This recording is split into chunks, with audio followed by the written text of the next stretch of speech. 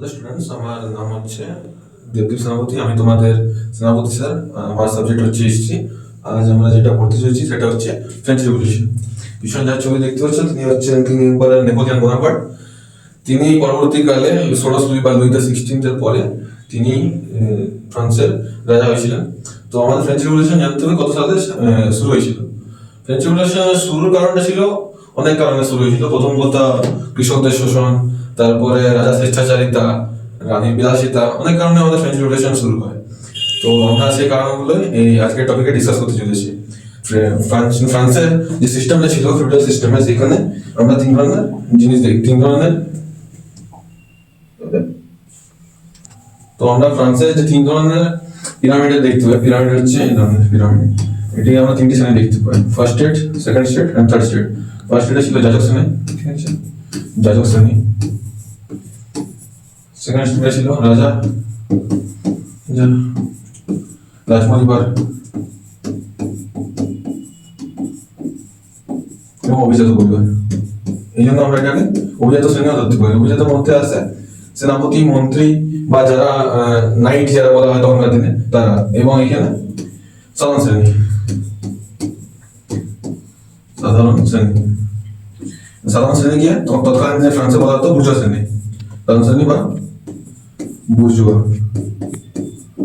Bourgeois শ্রেণী।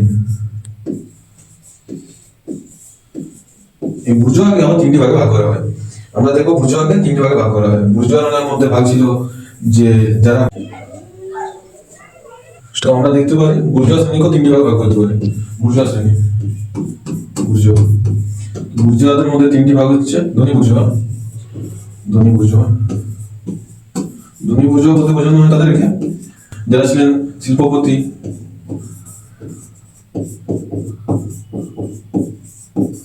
বা ব্যবসায়ী, মানে যাদের কাছে সাধারণ মানুষ থেকে বেশি পরিমাণে টাকা থাকতো। সাধারণ মানুষ বলতে বোঝানো হয় যেমন শিক্ষক বা সমাজের যারা একটু উন্নত মানের লোক, তাদের থেকেও বেশি পয়সা থাকতো, তাদেরকে বলা হতো ধনী বুর্জোয়া। তারপরে থাকে মধ্যবিত্ত বুর্জোয়া।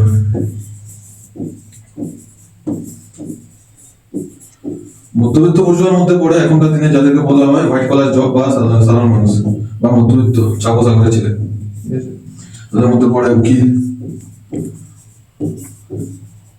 শিক্ষক,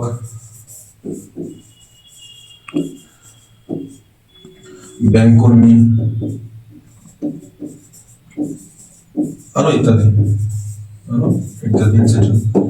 এবার এবার ধনীর পরে গরিব বুর্জোয়া। গরিব বুর্জোয়া সব থেকে শোষিত বুর্জোয়া শ্রেণী। গরিব বুর্জোয়াদের মধ্যে পড়তো চাষি,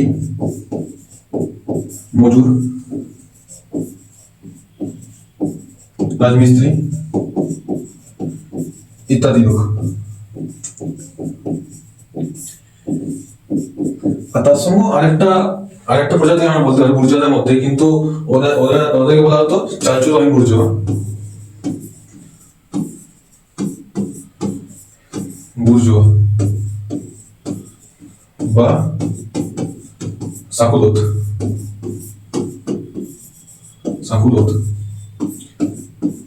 তো আমরা আজকে বুঝতে পারলাম যে বুর্জোয়া কাদেরকে বলা হয়। বুর্জোয়ার চারটি ভাগ, এবং এই বুর্জোয়ারা পরবর্তীকালে ফরাসি বিপ্লবের কর্ণধার হয়ে দাঁড়াবে, এবং এদেরকে নেতৃত্ব দেবেন বিভিন্ন ধরনের দার্শনিক, যেমন মন্তেস্কু, রুসো, আরেকজনের বিরাট নাম পাবে রোবসপিয়ার।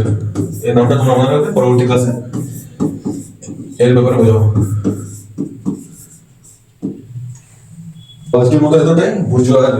বুর্জোয়া কাদেরকে বলা হতো, বুর্জোয়া কারা ছিল, পরবর্তী ক্লাসে আর আমরা এই ফরাসি বিপ্লব নিয়ে জানবো।